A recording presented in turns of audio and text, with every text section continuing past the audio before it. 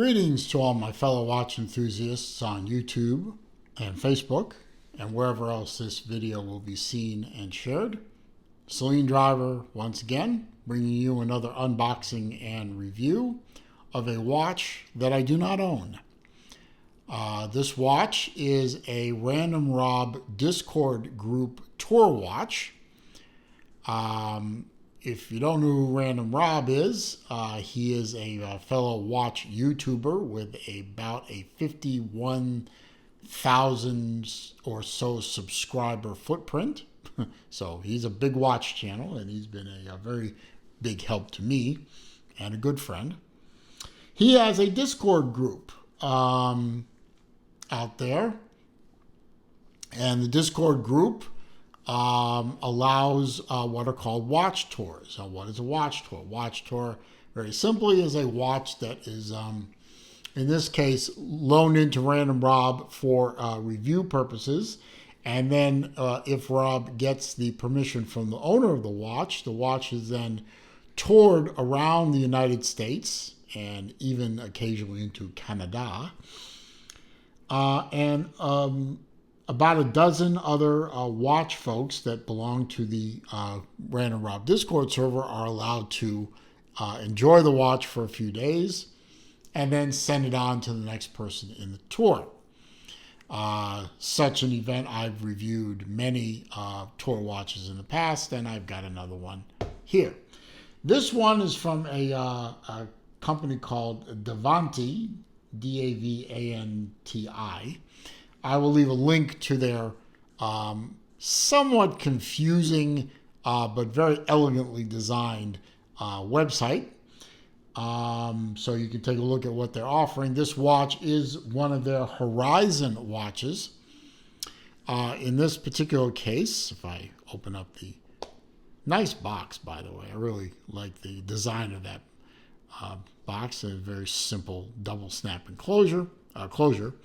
You have the Horizon Aurora. I believe there are 3, maybe 4 different models of Horizon that were offered on their Kickstarter campaign. This was a Kickstarter watch. From what I see, was successfully funded in the late 2020s. I don't know if it's still offered for sale on the website. You can go over there and check it out. I believe it is. But this was a Kickstarter watch. Now this one is a prototype, or the prototype. The production watch is going to be slightly different from this one with respect to the movement. Now this movement in here is an ETA 2824. The production watches are going to get a Sellita SW200. But I'm told that that's the only difference between the watches, the prototype and production. Otherwise, what you see is what you're going to get.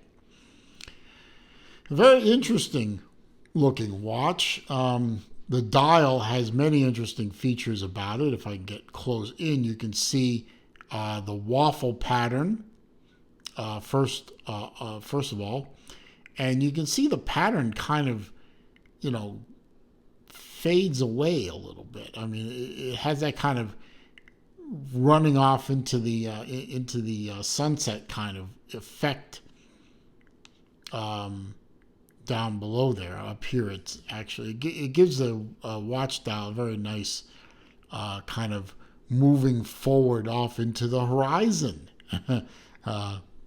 See what they did there? I've never seen that before on another watch. I've never seen that kind of 3D effect. I'm sure they're out there. I just haven't seen one. The dial is sort of a takeoff to me on the California dial. Where you have Arabics on one half and numerals on the other half, and I think I've made it plain in other videos I'm not a big fan of that. In this case, you have big numbers across the top of the dial, and you have the minute indices, or the hour indices at the top of the dial and minute indices at the bottom of the dial. I admit it's a little confusing looking at first, but after you wear the watch for a little while, it kind of, it kind of fades off into the background and becomes sort of a nice little idiosyncrasy of the watch. Very interesting. Let's see. You get a leather strap. We can see there. Very thick padding on the strap. It has kind of an alligator pattern to it, but it is not alligator.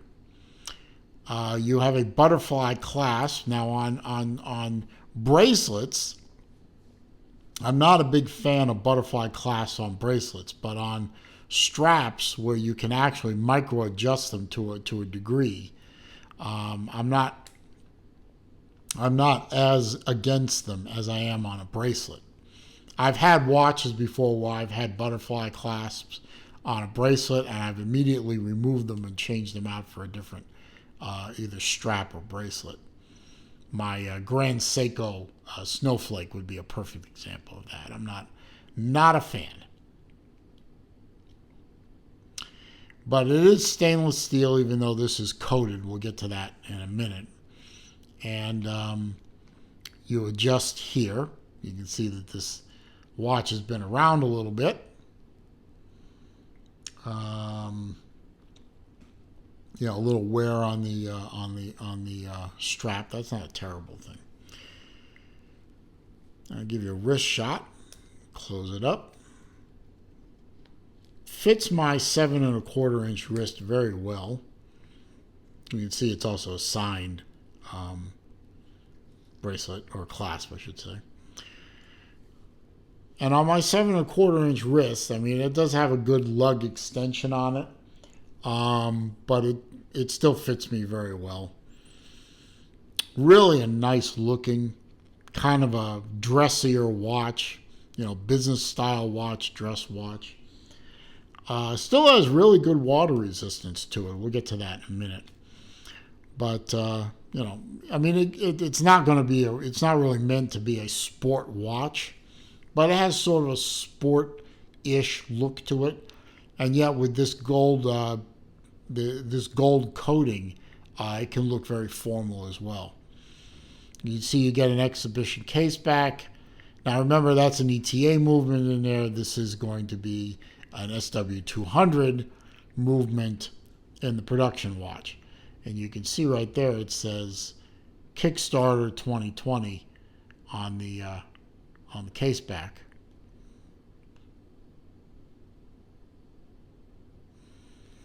Very nice. Very nice.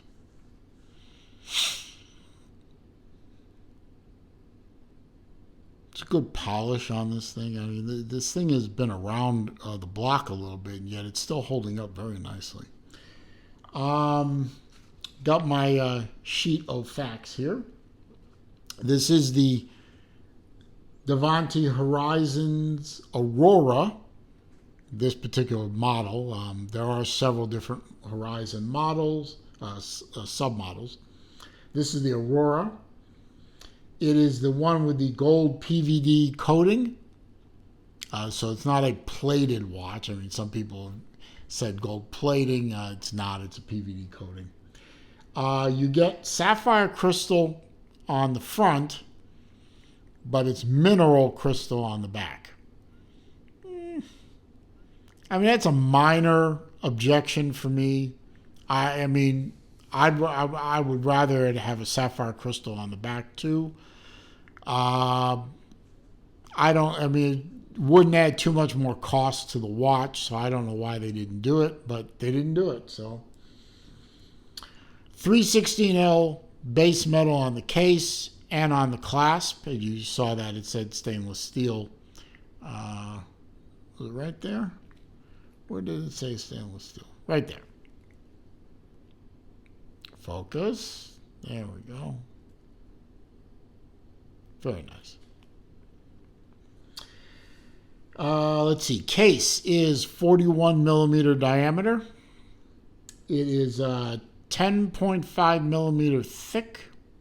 Signed crown, by the way. Forgot to mention that. 50 meter, 50 meters, right? 50 millimeter on the lug to lug, 20 millimeter lug width.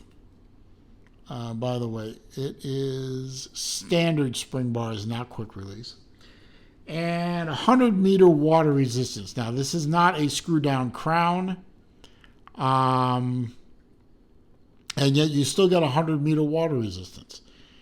Let's see. Movement is hackable. There is a ghost position at position 1. This is position 0, I guess. Position 1 is a ghost. That's where a date wheel would be if there was a date wheel. There is none. And, of course, position 2 is the setting position. Hacks the movement, as I previously showed. So, good solid movement. The Sellita SW200 is a movement I'm very familiar with. I've only ever had one watch out of dozens that I've had with the SW200 or SW260 variant. Only one has ever failed me. And admittedly, that was a Zelos watch, and that watch was replaced within the whole replacement routine took 2 weeks. Shipping out to Singapore, back to Florida, all the turnaround time, everything, 2 weeks for the whole thing. And the watch didn't even fail. It's just the winding mechanism got a little crunchy, and it didn't like it. So it was replaced. So solid movement, Swiss movement, very solid, accurate, keeps really good time. It's going to serve you well.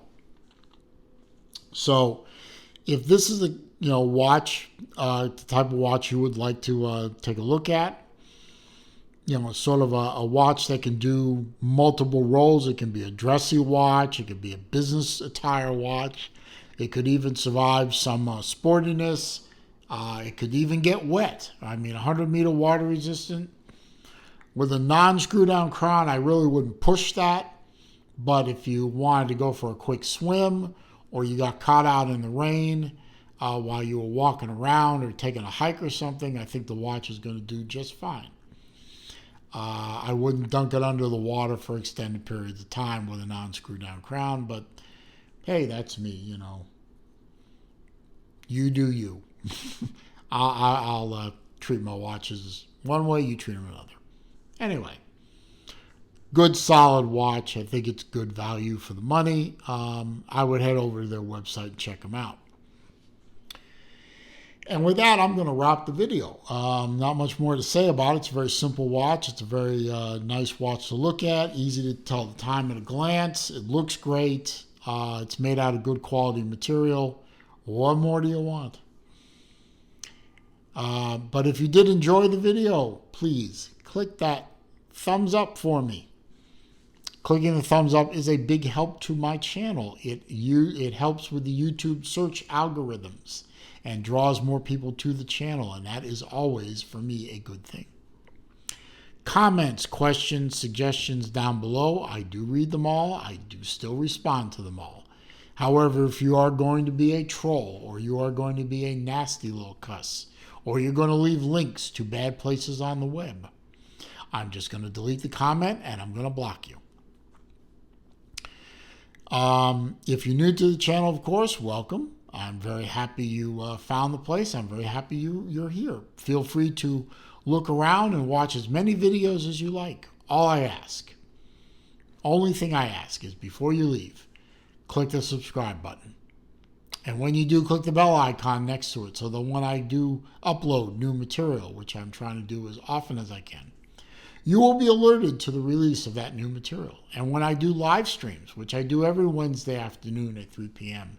Eastern Time, or at other times during the week as opportunity and time avail themselves to me, you will be alerted to the start of those streams. Meanwhile, it is still a very crazy old world out there, so I ask, please stay safe, stay well, stay healthy. I'll see you in my next video.